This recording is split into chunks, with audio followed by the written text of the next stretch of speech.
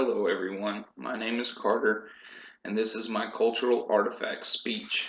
This topic was difficult for me at first because I know very little about my family and my history. However, I spent a huge part of my life in the military and it's impacted my lifestyle greatly. For my item, I would like to talk about dog tags because trust me, of all things you could lose, you don't want your identity to be one of them. The military found out the need for identification on the battlefield during the Civil War. During this time, soldiers would pin notes inside their jackets or in their packs to identify themselves if something happened. Several would scratch their names into the back of their belt buckles. There was no standard for identification, though, and this was not mandatory.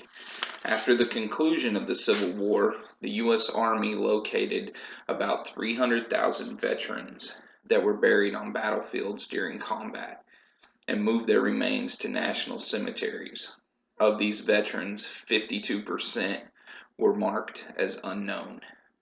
After this, many ideas were looked at for identification, but in 1913, the dog tag was adopted and made a mandatory requirement for all soldiers. Originally, it was designed as a small circular disc, but by the start of World War II, it had evolved to the oblong shape that we see today.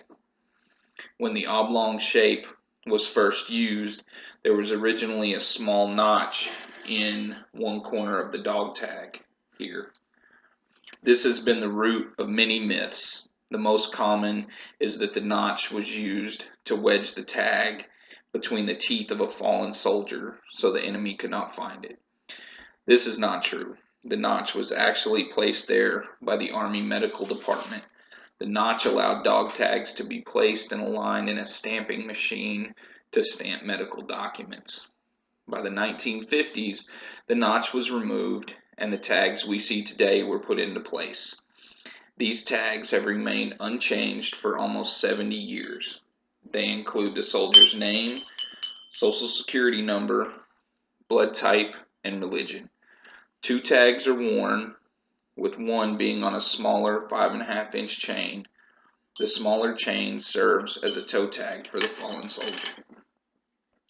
The military heritage is to never leave a soldier behind. Alive or dead, we all come home.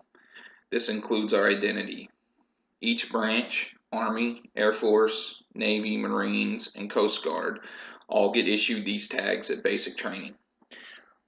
They're an inspectable item at any given time, and the soldier can face disciplinary actions if they are not present. After a while, they become an extension of yourself. I spent 10 years of my life in the U.S. Army as a combat medic, with 3 of those years served overseas in combat areas. Since November 18th, 2000, I've worn my dog tags proudly every day. They've been with me through some of the hardest times in my life. I hope this gives you some insight into the military culture and the meaning and history of this item. People that wear them are very attached to them, and they carry many, many memories for them. Thank you.